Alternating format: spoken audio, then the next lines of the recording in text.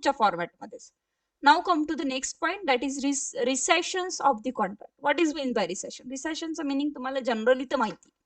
आता यामध्ये कधी रिसायशन करू शकतो आपण? when rescissions may be adjudged or refused. रिसायशन, माझा कॉन्ट्रॅक्ट रद्द करणे, खतम करणे, ओके, अशा प्रकारे आपण इथे म्हणू शकतो की संपुष्टात आणणे. सो ऍडजस्ट और रिफ्यूजचा अर्थ काय असतो? रिफ्यूज मीन्स आपण इथे डिसमिस म्हणू शकतो, आणि adjust means what is mean by adjust? Adjudication, न्याय निवाडा म्हणू शकतो. ठीक आहे की नाही? न्याय निवाडा दोन्हीही ठिकाणी आपण इथे बोलू शकतो. मी एखाद्या वेळेस जर रिसेशनचं इन्स्ट्रुमेंट, रिसेशनचं कॉन्ट्रॅक्ट किंवा रिसेशनचं सूट इथे जर दाखल केलेलं असेल, ही फाईल आहे ना, येस, वरती.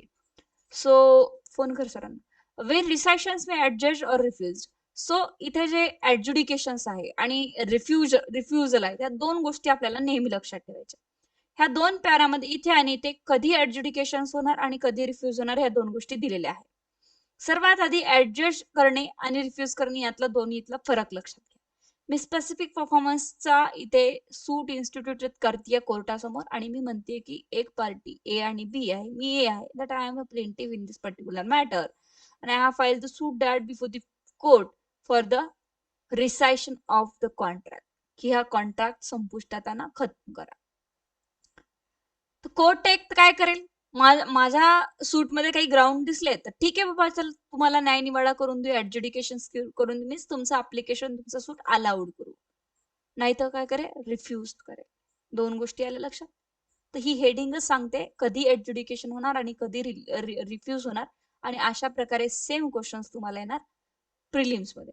ऍडज्युडिकेशन कधी करणार, रिफ्यूज कधी करणार. Any person interested in a contract may sue to have its rescinded. Any person interested in a contract may sue to have rescind it. Okay, कोणताही person, any person interested in a contract, कोणताही person जर इथे contract मध्ये interested असेल, मे sue to have resign, तर तो person इथे सूट institute करू शकतो कॉन्ट्रॅक्टला रिसाइन करणार. आता इंटरेस्टेड पर्सन कोण कोण आहे तुम्हाला माहितीये? कोण कोण आहे इंटरेस्टेड पर्सन? पार्टीज आहे, एलआर्स आहेत, जे काही ट्रस्टीज आहेत on the behalf, who ever interested person in the contract.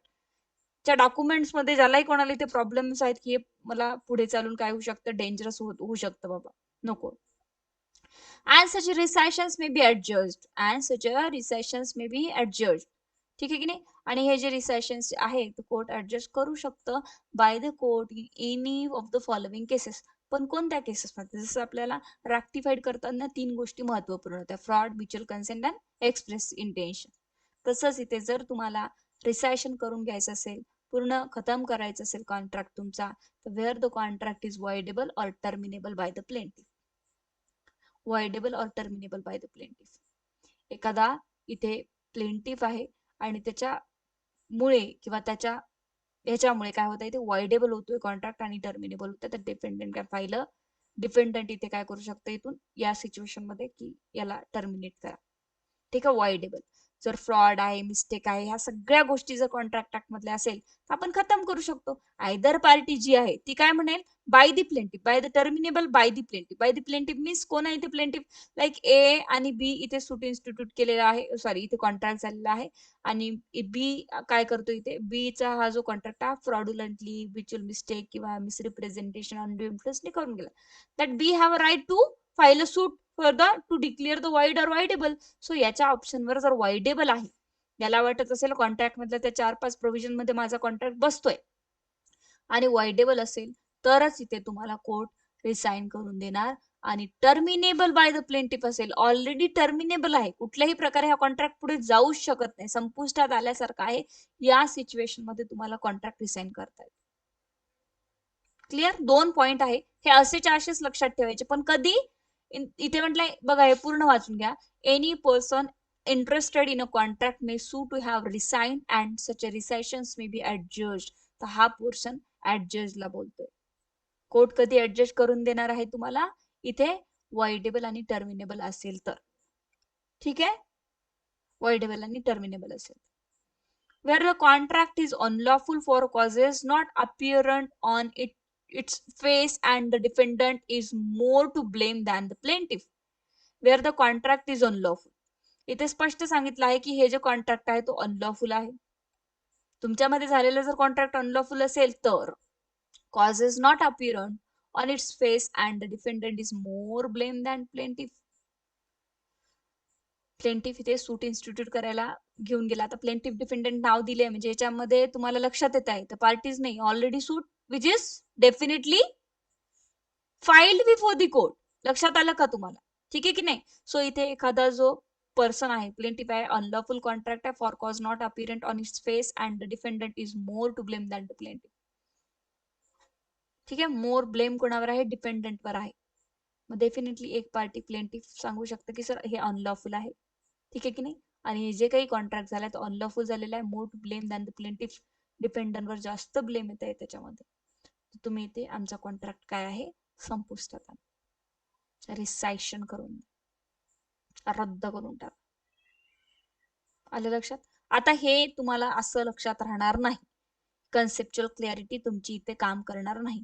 जसं मी तुम्हाला सांगते की कन्सेप्च्युअल क्लॅरिटी एक्सेट्रा एक्सेट्रा नाही, इथे तुम्हाला हे 2 लाईन पाठच करावे लागणार, याला काहीच ऑप्शन्स नाही. जसं की आपण त्या 3 लाईन पाठ केल्या, इथे पाठ ठेवा.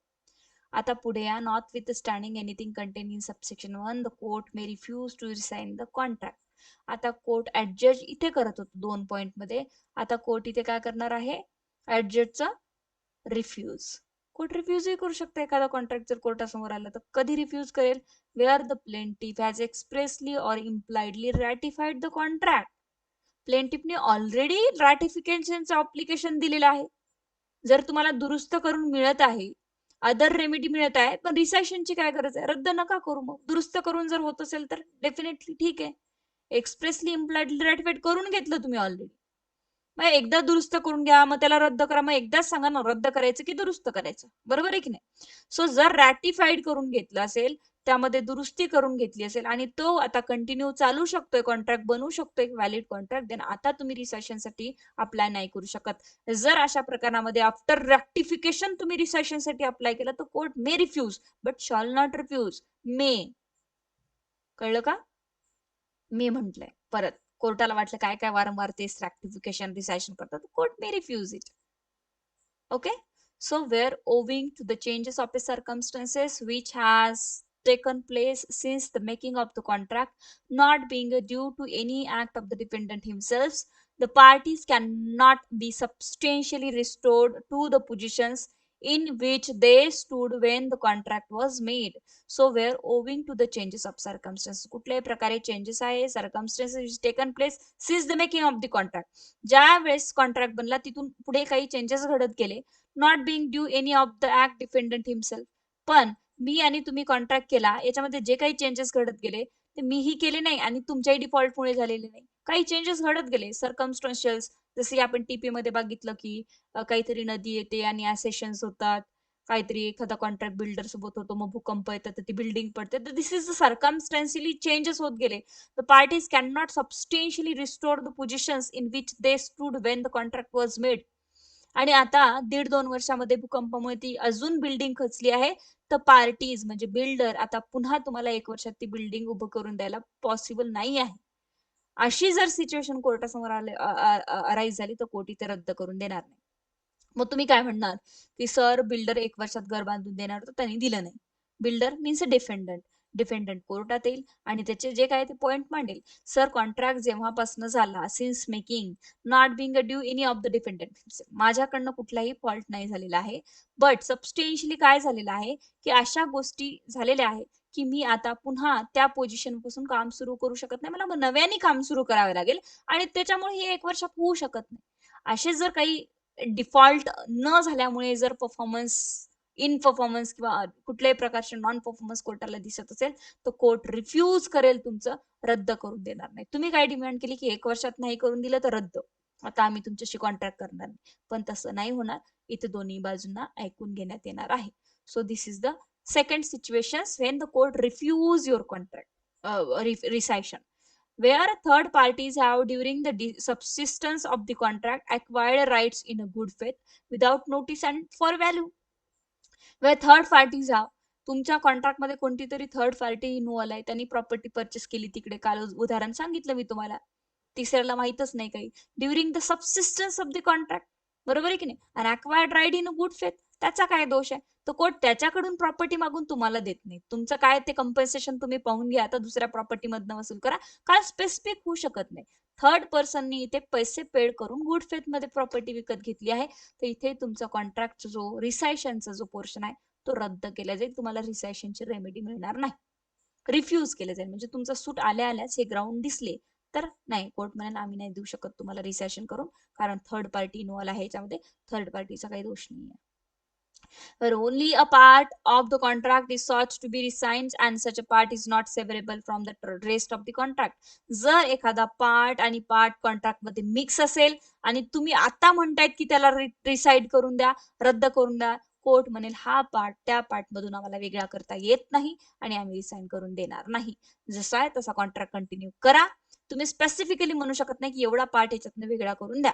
That is not possible, because ते सेव्हरेबल आणि सेव्हरेबल नाही आहे. दिस फोर हे 5 क्लॉजेस जे मॅडम आहे जो आहे ना तो म्हणजे थर्ड पार्टीचा कॉन्ट्रॅक्ट रिसाइन करता येणार नाही, राईट? येस, ऑफकोर्स करता येणार नाही, बिकॉज लाईक मी तुमच्याकडनं प्रॉपर्टी घेतली, बरोबर आहे की नाही? त्या दिवशी उदाहरण सांगितलं ना मी कालच तुम्हाला, थर्ड पार्टी कॉन्ट्रॅक्ट काय आहे ते, ट्रान्सफरी सांगितलं ना, ठीक आहे की नाही? येस, एक नाही नाही, म्हणजे पण माझा तुमचा कॉन्ट्रॅक्ट झाला, पण थर्ड पार्टीने सुद्धा एक ओनर मिनिट, बरोबर कॉन्ट्रॅक्ट नाही केलं. नाही नाही, एक मिनिट, मी आणि तुम्ही अग्रीमेंट केलं, कॉन्ट्रॅक्ट केला, व्हॉट एव्हर, ठीक आहे, मी तुम्हाला काही अमाऊंट दिली, तुम्ही ती प्रॉपर्टी तिराईत व्यक्तीला विकली, याला माहिती नाही, यांनी गुड फेथ मध्ये घेतली, ठीक आहे.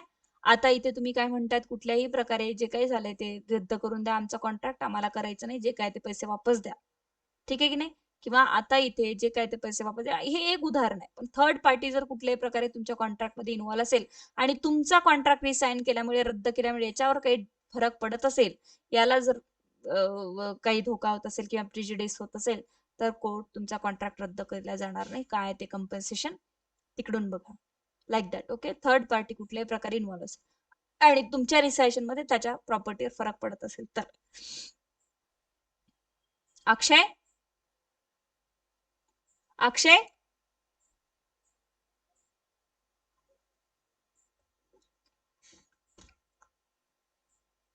ठीक आहे. यस, चला कंटिन्यू करूया पुढे.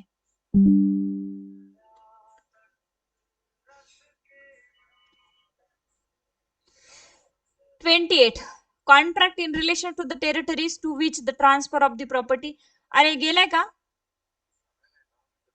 फाईल न्यायची. Okay. Rescissions in certain circumstances of the contract for the sale or lease of immovable property, the specific performance of which has been decreed. Rescission in certain circumstances of the contract. काय म्हटलं आता, हा जो रिसायशनचा contract आहे हा section त्याला continue करतो. हा सेक्शन सुद्धा रिसायशन बद्दलच बोलतो. Rescission in certain circumstances of the contract, एका सर्टन सर्कमस्टान्सेस मध्ये कोर्टाने रिसायशन केलंय तुमच्या प्रॉपर्टी कॉन्ट्रॅक्टचं, की ठीक आहे चला रिसायशन करून टाकू, आता इथून पुढे काही फ्युचर नाहीये, टर्मिनेबल आहे, वॉइडेबल आहे. ओके, बरोबर आहे की नाही? ग्राउंड होते त्या ऍडज्युडिकेशनचे आणि आम्ही रिसायशन केलं, तुमचा कॉन्ट्रॅक्ट रद्द केला, ठीक आहे. मी तुमच्याकडनं घर घेणार होते, पण आता काही फ्युचर दिसत नाही आहे घर घेण्याचं, टर्मिनेबल आहे वगैरे वगैरे, आणि हा कॉन्ट्रॅक्ट आपल्याला आता रद्द करायचा आहे. पुढे चालून या कॉन्ट्रॅक्टचा तुम्ही कोणता फायदा घेऊ नये, मी कोणता फायदा घेऊ नये, की बघा आमचा असा कॉन्ट्रॅक्ट झाला होता, स्पेसिफिकली इन्फोर्स नाही केला. That is the main purpose of the rescission of the document, की सर बघा आम्ही हे कोर्टाकडनं रद्द करून घेतलं होतं, आमच्यामध्ये तुमच्यामध्ये कुठल्याही प्रकारचे काही नाही. लाईक वकिलांकडनं फाईल जेव्हा वापस नेतात, काय नो ऑब्जेक्शन सर्टिफिकेट, आमच्याकडे तुमचे कुठलेही डॉक्युमेंट नाही आहे आणि आमचा तुमचा काही संबंध नाहीये, फीस दिली संपला विषय, जा दुसऱ्या वकिलाकडे. तर वकिलाची क्लायंटची भीती झाली तर तसंच आहे, भांडण झाली तर, ठीक आहे की नाही? तुमचा आणि आमचा काही संबंध नाही आहे, जे काही व्यवहार झाले होते, जे काही झाले ते रद्द झाले, आता आजपासून आपल्याकडे this is called the rescission. मग हे जर रिसेशन इथं कोर्टाने तुम्हाला ग्रांट केलं in certain circumstances of the contract for the sale or a lease of the immovable property, the specific performance of which has been decreed.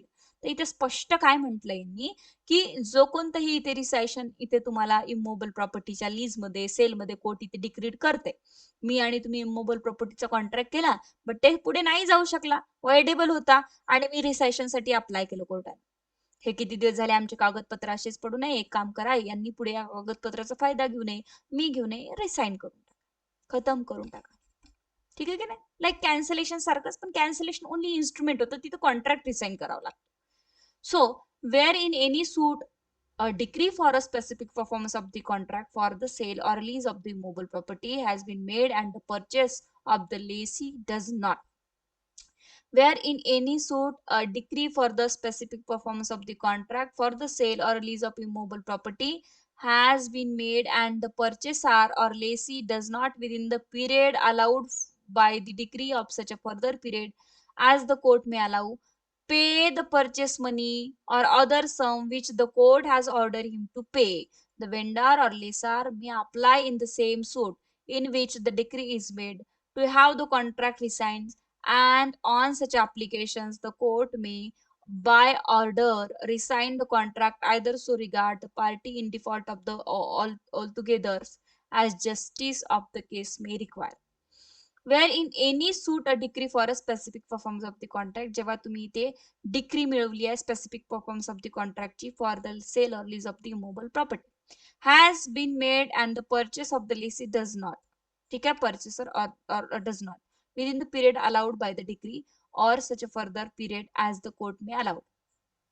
जर मला एखादी डिग्री मिळाली आहे स्पेसिफिक परफॉर्मन्स मध्ये की मला तुम्ही ही प्रॉपर्टी वापस द्यावी किंवा हे पैसा द्यावा etcetera etcetera, the purchase money are within the period allowed, ज्या पिरियड मध्ये तुम्ही मला रिटर्न द्यायला पाहिजे जजमेंट डेटारनी और such a further period as the court may allow pay to the purchase money, तर देऊन टाकावे मग परचेस मनी और other sum which the court has order him to pay, ठीक आहे, देऊन टाकावे. The vendor or lessor may apply to the say in the same suit in which the decree is made to have the contract resigned, and on such applications the court may by order resign the contract either so far as regard the party in default of the or altogether as the justice of the case may be. हे बघा, याचा अर्थ असा आहे की जेव्हाही आपण ए आणि बी नी एक कॉन्ट्रॅक्ट केला स्पेसिफिक परफॉर्मन्स ऑफ द कॉन्ट्रॅक्टसाठी, नंतर तो रिसाईन करण्यात आला, रिसाईन करून आपल्याला ऍडज्युडिकेशन देण्यात आलं की ठीक आहे आम्ही तुमची जे काही मान्य करू, मग त्याच्यावर आपल्याला डिक्री मिळेल ना काहीतरी. आता त्यामध्ये सांगितलंय की जे काही तुमचा कॉन्ट्रॅक्ट अर्धवट राहिलेला आहे, तुमच्याकडे लीजवर प्रॉपर्टी दिलेली आहे, यांच्याकडे मोबाईल प्रॉपर्टी आहे, वॉटेवर सेल केलेली आहे, पैसा आहे, तर एकमेकांनी हा रिटर्न द्यावा. तर यानुसार रिसाईन केल्यावर आयदर पार्टी जे आहे तर जे कोणी डिफॉल्ट आहे तर यांनी काय करावं, ज्या प्रकारे जस्टिस होऊ शकतो त्या प्रकारे ती प्रॉपर्टी रिटर्न द्यावी. क्लिअर? लाईक मी तुमच्याकडनं घर घेतलं होतं, मी तुम्हाला एक लीजवर घर भाड्याने दिलेलं आहे आणि आता पुढे चालून आपण कॉन्ट्रॅक्ट कंटिन्यू नाही करता, रिसाईन केला, माझ्याकडे डिग्री आहे बघा रिसायशन ऑफ द कॉन्ट्रॅक्टची, ठीक आहे की नाही. मग रिसायशन ऑफ द कॉन्ट्रॅक्टची जर डिग्री असेल तर ऍज पर द एक्झिक्युशन तुम्ही मला लायबल आहात ती प्रॉपर्टी रिटर्न बॅक करायला. This is the direction after the rescission of the contract. Okay, now come to the next point. Where a contract is rescinded under subsection 1 the court, okay, जेव्हा contract rescind करेल तर court काय करेल, शाल direct the purchaser, आता इथलं explanation इथं दिलं आहे, ठीक आहे, the purchaser or the lessee if he has obtained a possessions of the property under the contract to restore such a possessions to the vendor or lessor. Definitely ज्याचं position आहे त्याला देऊन टाका कारण तुमचा व्यवहार संपला आता. may direct the payment to the vendor or lessor of all the rents and profits which have accrued in respect of the property from the date of the possessions was obtained by the purchaser or lessee until restoration of the possession of the vendor or lessor, and if the justice of the case so require, the refund of any sum paid by the vendee or the lessee and the earnest money or deposit. So this is very simple. ज्यांचेही जेवढे व्यवहार आहे, Lacey, vendor, पैसे उरलेत का, property, सगळे एकमेकाला त्यांनी आपल्या कोर्टाच्या डायरेक्शननी वापस द्यायचं कारण व्यवहार संपले. If the purchase or lessee pays the purchase money or other sums which he is ordered to pay under the decree within the period referred to in subsection 1, the court may on applications made in the same suit award the purchase or lessee such a further relief as he may entitled to, including in appropriate cases all or any of the following reliefs, namely. So जे काही तुम्हाला reliefs हव्या आहेत त्यात जर तुम्ही इथे रिसायशन सुरू असताना मागितल्या आणि त्या जर कोर्टाने दिल्या तर डेफिनेटली ते कोर्ट तुम्हाला त्या प्रकारच्या रिलीफ देणार, तुम्ही एकमेकांना कडनं करू शकता. लाईक कन्व्हेन्स डेट की आजपासून तुमचा आमचा काही संबंध नाही, ठीक आहे, the execution of a proper conveyance release or vendor, like होऊ शकतं की नाही की कन्व्हेन्स की आपण म्हणतो की संमती पत्र देणे त्या प्रकारचे हे तुम्ही इथे करू शकता. द डिलिव्हरी ऑफ पोझिशन की ठीक आहे आजपासून ही घ्या तुमचे डिलिव्हरी पोझिशन आम्हाला नकोय. Portions sorry partition and separate position हे पण होऊ शकतं. Of the property on the execution of the conveyance lease no separate suit in respect of any relief which may be claimed under this section shall lie at the instance of the vendor, purchaser, lessor or lessee as the case may be. यामध्ये जेवढ्याही काही remedy कोर्टाने तुम्हाला grant केलेले आहे आता यावर कुठल्याही प्रकारे तुम्ही सेपरेट सूट दाखल करू शकत नाही. रेस जुडिकेटा लागू होतो. तुम्हाला करायचं तर you can file the appeal before the higher court. The cost of any proceeding under this section shall be in discretion of the court. जे काही कॉस्ट कोर्टाला तुम्ही मागितली आहे ऍज पर डिस्क्रिशन कोर्ट इथे तुम्हाला ग्रांट करणार आहे after the rescission. Okay decree.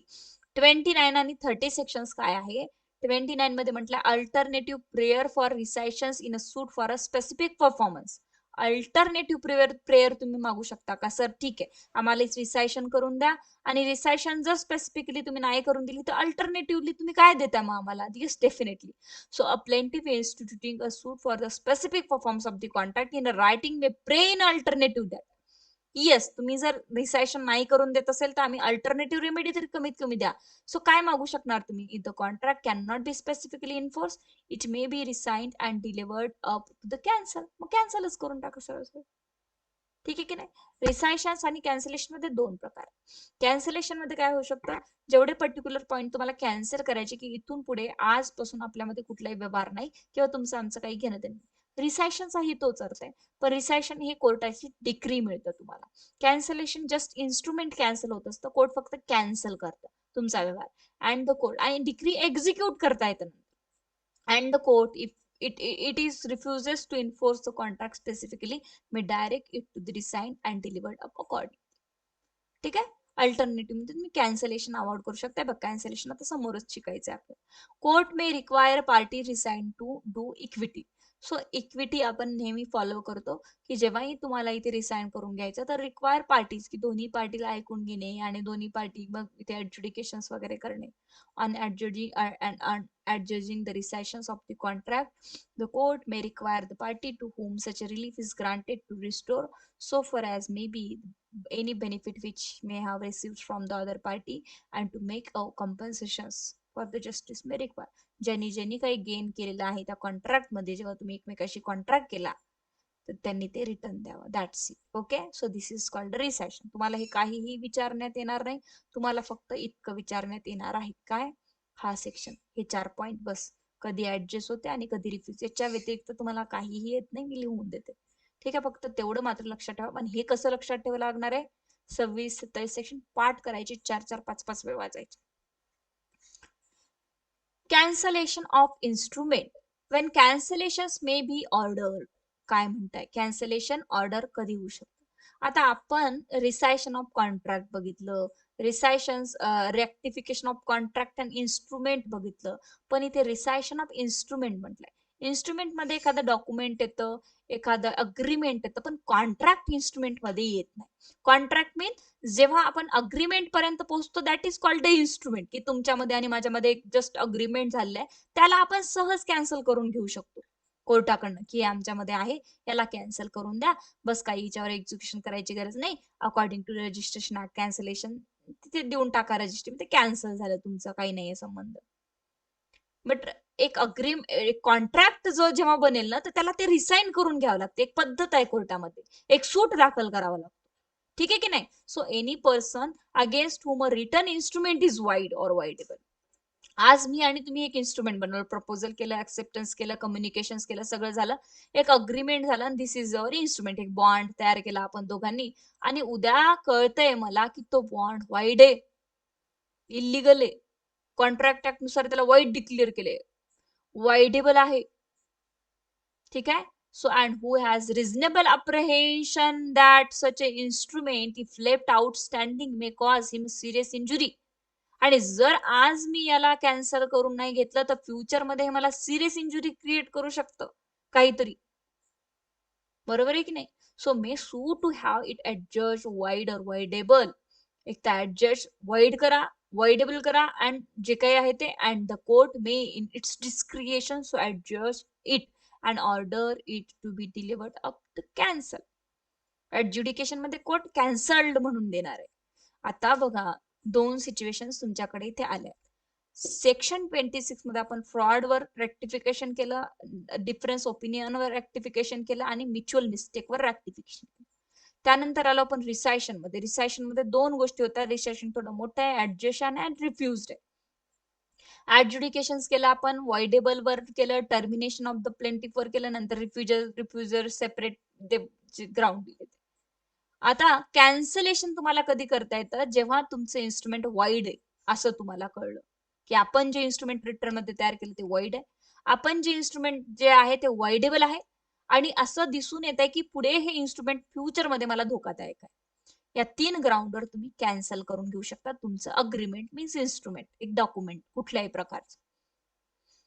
आता ते जर डॉक्युमेंट तुमचं according to the registration act जर तुम्ही रजिस्ट्रेशन करून घेतलं होतं, तर the court shall also send a copy of its decree to the officer in whose office of the instrument has been registered, and such officer shall note on the copy of the instrument continued in a book for the cancellations fact of the cancellation. तर court काय करेल, court स्वतः duty, this is the duty of the court. ज्या कोर्टात तुमचं एखादं agreement cancel झालेलं आहे, जर रजिस्टर इन्स्ट्रुमेंट होतं, तर हे जे रजिस्टर इन्स्ट्रुमेंटची कॅन्सलेशनची कॉपी आहे, कोर्ट त्या डिपार्टमेंटला पाठवेल जिथे रजिस्ट्रेशन डिपार्टमेंट आहे, आणि त्या डिव्हिजनला जाईल ते, आणि त्या डिव्हिजनचा जो ऑफिसर आहे तो जेव्हा रजिस्टर झालं होतं ते रजिस्ट्रेशनची डेट ओपन करेल डायरीमधून, त्या बुकमधनं, आणि त्या नंबरचं यावेळेस आलेलं इन्स्ट्रुमेंट आता कोर्टाने कॅन्सल केलं अशी नोंद करून ठेवेल. म्हणजे उद्या कोणतंही काम पडलं तर त्याच्याकडे रजिस्ट्रेशन ऑफिसमध्ये कळलं पाहिजे की अशा प्रकारचं अग्रीमेंट रजिस्टर झालं होतं, पण कालांतराने 2 वर्षांनी त्या पार्टीजनी कोर्टाकडे कॅन्सलेशन ऑफ द इन्स्ट्रुमेंटची माग केली, आणि आम्ही ते कॅन्सल केलं, कोर्टाने कॅन्सल केलं, कोर्टाने आमच्याकडे कॉपी पाठवली. आता तशा प्रकारचं कुठलंही इन्स्ट्रुमेंट अस्तित्वात नाही त्या parties. Clear? So this is very simply, that is the cancellation. Now come to the next point. What instrument may be partially cancelled? एखादं इन्स्ट्रुमेंट पार्शियली कॅन्सल होऊ शकतं का? मी आणि तुम्ही एक अग्रीमेंट बनवलं, त्यामध्ये 10 टर्म्स कंडिशन्स टाकल्या, आपल्याला 5 म्हणणे 5 नाही, 5 मला असं वाटतं की त्या वॉइड आहेत, मग काय? So where an instrument is evidence of a different rights and different obligation.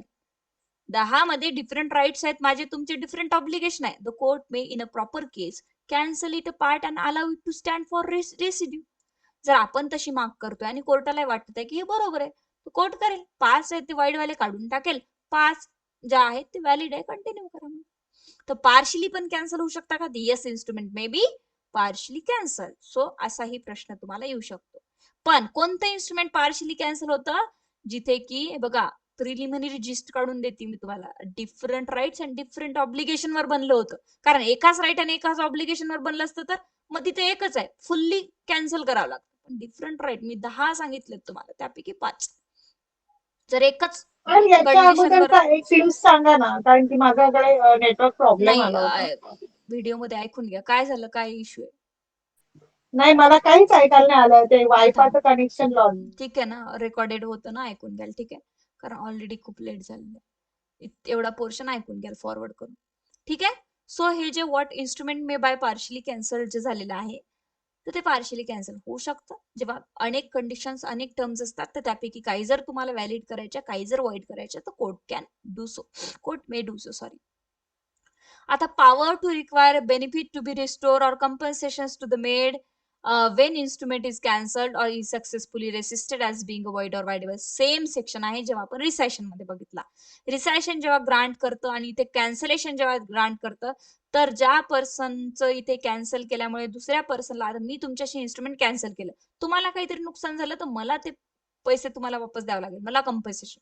Court म्हणेल विनाकारण तुम्ही कॅन्सल करायला लावलं, पहिले नाही दिसलं का, वाटेवर वगैरे वगैरे, आणि मला तुम्हाला काय करावं लागेल, कंपन्सेशन द्यावं लागेल. Made Wien instrument in the cancel or is successfully resisted as being void or voidable. जर इथे void and voidable झालं, तर जर माझ्याकडे आता आज आपलं इन्स्ट्रुमेंट कॅन्सल झालं, या इन्स्ट्रुमेंट बनवण्याच्या दरम्यान जर तुम्ही माझ्याकडे काही प्रॉपर्टी डिलिव्हर केली असेल, तर ते कोर्ट मला डायरेक्शन देईल की मी तुम्हाला ती परत द्यावी. जर तुम्ही मला पैसे दिले असेल तर मी तुम्हाला ती परत द्यावी. हे कॅन्सलेशन करताना आपल्या दोघांपैकी एकमेकाला ब्रीच झालं आणि त्यामुळे जर डॅमेजेस झाले तर जी पार्टी डिफॉल्ट आहे ती पार्टी इथे काय करेल, डॅमेजेस देईल. So as it is section तो पहिला जो सांगत होता तोच आहे, फक्त इथं कॅन्सलेशन आणि तिथं रिसेशन. ठीक आहे. So don't read it. Declaratory decree. Now come to the section 34 of this specific relief act, that is declaratory decree. Declaratory decree खूप इम्पॉर्टंट आहे. डिक्लॅरेटरी डिग्री मीन्स काय असतं, स्पेसिफिक रिलीफ ऍक्ट मध्ये जेव्हा आपण इथे अभ्यास करतो त्याच्यामध्ये डिक्लिअर करा, स्पेसिफिकली डिक्लिअर करा की मी त्यांचा मुलगा आहे, स्पेसिफिकली डिक्लेअर करा की मी त्यांची मुलगी आहे, स्पेसिफिकली डिक्लेअर करा की ती माझी प्रॉपर्टी आहे, that property belongs to mine etcetera etcetera. कुठल्याही राईट्स, कुठल्याही ड्युटीज, कुठल्याही राईट्स, कुठलेही इन्स्टिट्यूशन्स, कुठल्याही पर्सनल रिलेशन्स, कुठलेही लिगल कॅरेक्टर याला मी एनटायटल आहे हे डिक्लेअर करा. हे कोण डिक्लेअर करेल, पण कोर्ट डिक्लेअर करेल. पण तुम्हाला कोणाच्या विरोधात सूट इन्स्टिट्यूट करायचंय, जो की हे ऍक्सेप्ट करायला तयार. मी तुमच्याकडे आले, म्हटलं की हा मोबाईल माझा आहे, तुम्ही म्हणतात नाही मॅडम तुमचा नाही, मी कोर्टात गेले आणि तुमच्या अगेन्स्ट सूट इन्स्टिट्यूट करेल की सर माझा फोन असून ते ऐकत नाही, एक काम करा तुम्ही मला या फोनचा ओनर डिक्लेअर करा. So any person entitle to any legal right, any legal character मध्ये कोण येतं आता, मी त्यांचा सन आहे का, मी त्यांची मुलगी आहे का, मी त्याची वाईफ आहे का, लिगली वेडेड मी तिचा हजबंड आहे का, मी त्याचा लिजिटिमेट सन आहे का, दिस इज द कॅरेक्टर. ठीक आहे की नाही, अशा प्रकारे. Or to any right as to the property, की ती प्रॉपर्टी माझी आहे का, am I entitled for this property or not, मला पोझिशन आहे का. मी institute suit against the person deny, तुम्ही इन्स्टिट्यूट सूट करा कोर्टामध्ये, पण कुणाच्या अगेन्स्ट सर, की जो डिनाय करतो की मी तुझा नवरा नाही, तू माझी बायको नाही, तू माझा मुलगा नाही, ही प्रॉपर्टी तुझी नाही, जो डिनाय करतो त्याच्या अगेन्स्ट सूट इन्स्टिट्यूट करा डिक्लेरेशनचा. Suit for the declaration and permanent injunction. कळलं का. और इंटरेस्टेड टू डिनाय, किंवा अनादर पार्टी जो की इंटरेस्टेड आहे डिनाय करायला त्याच्याबरोबर, ते सगळ्यांना घ्या त्याच्यामध्ये. His title to such a character or right, माझं ते टायटल छिनत आहे, मी त्या वडिलाचा मुलगा आहे पण ते वडील मान्य करायला तयार नाही, वडिलावर दावा ठोका की माझं नाव तुम्ही हे करत आहेत, माझं कॅरेक्टर तुम्ही हे करतात, मी तुमचा मुलगा असून. And the court may in its डिस्क्रिएशन make therein a declarations that he is so entitled and the plaintiff need not in a such a suit ask for any further relief. This is very important. आता suppose मी तुम्हाला एक उदाहरण सांगते, एक मुलगा आहे, त्यांनी त्याच्या वडिलावर इथे सूट फाईल केला, specific performance for the declaration of the character, की लिगल कॅरेक्टर, की मी तुमचा मुलगा आहे की नाही ते डिक्लेअर करा. कोर्टाला तुम्ही म्हणताय, तुम्ही पार्टी तुमच्या वडिलाला करणार डेफिनेटली, अगेन्स्ट जो डिनाय करतो, हे डिनाय करतो की तू माझा मुलगा नाही. या सिच्युएशन मध्ये आता तुम्ही असं म्हणू शकत नाही की मी पहिला की मी यांचा मुलगा आहे की नाही ते सर डिक्लेअर करा, आणि नंतर त्याच सूटमध्ये सेम सूटमध्ये त्यांची प्रॉपर्टी मला शेअर मध्ये किती येणार, 10 एकर आहे तर 5 एकर त्यांची मला आली पाहिजे, हे पण डिक्लेअर करा. दिस इज नॉट पॉसिबल. डिक्लेरेशन मध्ये जर तुम्ही कॅरेक्टर डिक्लेअर करण्यासाठी सूट इन्स्टिट्यूट करताय तर तुम्हाला तिथे कॅरेक्टरच डिक्लेअर करून घ्यावं लागेल. कॅरेक्टर डिक्लेअर झाल्यानंतर तुम्ही सक्सेशन थ्रू जाऊ शकता तुमच्या वडिलाची प्रॉपर्टी घ्यायला. कळलं का. सो म्हणून म्हटलंय, provided that no court shall make any such a declarations where the plaintiff being able to seek a further relief than a mere declarations of a title omits to do so. आणि अजून इथे एक प्रोव्हायझो मध्ये सांगता येते की एकच remedy declaration मध्ये तुम्ही मागू शकता. यस, तुम्ही सक्सेशनुसार तुम्ही प्रॉपर्टी मागू शकता तर तिकडे जा, किंवा डिक्लेरेशन न दाखल करता जनरल सूट नुसार सुद्धा तुम्ही रिलीफ मागू शकता, स्पेसिफिक परफॉर्मन्स किंवा रेग्युलर सिव्हिल सूट नुसार, तर तुम्ही तिकडे मागा.